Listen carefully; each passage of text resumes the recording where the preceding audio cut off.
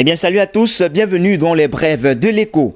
Afin de diminuer les importations du pays, le Premier ministre Joseph Dion Ngouté a prescrit le 2 juillet au ministre des Finances Minfi, Louis-Paul Motazeux, de déposer sous quinzaine auprès de ses services les orientations budgétaires susceptibles d'être intégrées dans la loi de finances 2021 en cours d'élaboration. Mais déjà, le ministre des Finances a donné quelques indications. Au regard de la baisse des recettes publiques, les perspectives économiques et financières de l'État pour la période 2021-2023 s'articulent particulièrement autour de la politique de l'import-substitution à travers la réduction ou la suppression progressive des exonérations sur certains produits qui grèvent la balance commerciale de manière à favoriser leur production locale à une échelle assez plus grande. Par ailleurs, précise le MINFI, des fiscalités de divers ordres seront accordées aux producteurs nationaux en vue de promouvoir le label Made in Cameroun et un accent sera mis sur l'amélioration de la rentabilité de la compétitivité des entreprises publiques. Cette politique gouvernementale en projection rentre en droite de la stratégie nationale de développement du Cameroun à l'horizon 2030. Selon la dite stratégie, le pays projette de ramener le déficit de la balance commerciale de 8,8% en 2018 à environ 3% du PIB en 2030.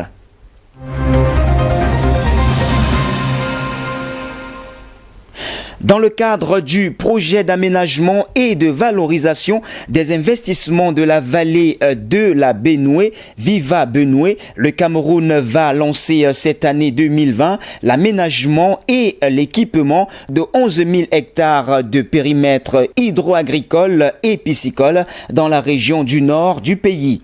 Ce projet financé par la Banque mondiale permettra sur la période 2020-2025 d'aménager 6 000 hectares, puis 5 000 hectares après 2025, apprend-on officiellement.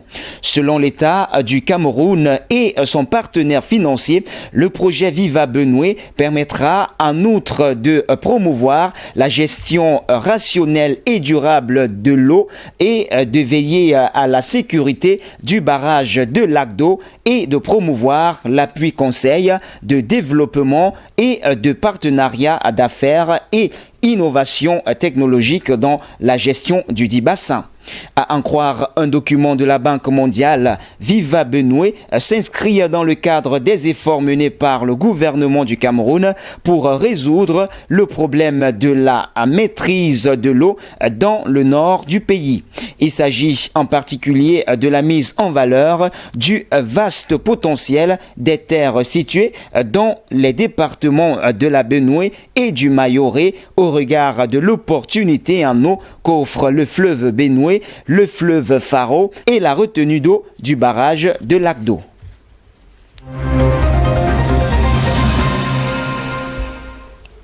Sur les 5 derniers exercices 2015 à 2019, la population fiscale du Cameroun a cru de plus de 20% en passant de 89 741 à plus de 121 566 contribuables selon les données fournies par l'administration fiscale. Le fisc explique que cette progression est remarquable dans le segment des moyennes entreprises où le nombre de contribuables est passé de 1500 à près de 15 000 au cours de la période sous revue, ce qui a donné lieu à la création en 2018 dans les 10 régions du pays de nouveaux centres des impôts des moyennes entreprises et en 2020 de nouveaux centres régionaux des impôts dans les régions du centre et du littoral. Cependant, nuance l'administration fiscale, en dépit de ses acquis, le secteur informel reste encore sous-fiscalisé au regard de son poids au PIB. Car le recours aux espèces reste toujours très prégnant dans les transactions commerciales, rendant ainsi difficile la maîtrise de l'information fiscale. Face à cette situation, il est prévu dans des années à venir de renforcer le système d'identification fiscale afin d'élargir encore davantage l'assiette fiscale. Déjà, l'accent a déjà été mis sur le mécanisme de retenue à la source qui permet d'effectuer des prélèvements à l'occasion des transactions réalisées par les entreprises du secteur informel auprès des grandes entreprises. Ce dispositif permet donc de mobiliser chaque année plus de 50 milliards de francs CFA au titre des précomptes et acomptes sur les contribuables du secteur informel.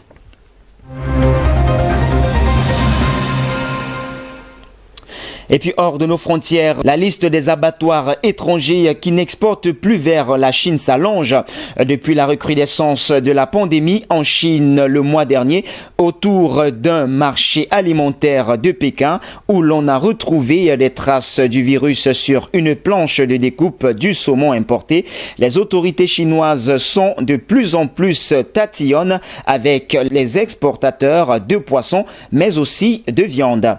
Elles ont réalisé 50 000 prélèvements dans les cargaisons débarquées. Les tests ont beau se relever négatifs, les organisations internationales FAO et OMS ont beau rappeler qu'il n'y a aucun indice de transmission du coronavirus de la nourriture à l'homme. La Chine demande à ses fournisseurs de signer les documents attestant que les marchandises ne sont pas contaminées par le virus. Les abattoirs du Brésil ont obtempéré, la Chine étant ainsi leur premier marché. Mais cela n'a pas empêché au moins 5 usines des géants brésiliens, Marfrig, Agra ou encore JBS, de voir leurs exportations de porc, de bœuf ou encore de volaille suspendues vers la Chine.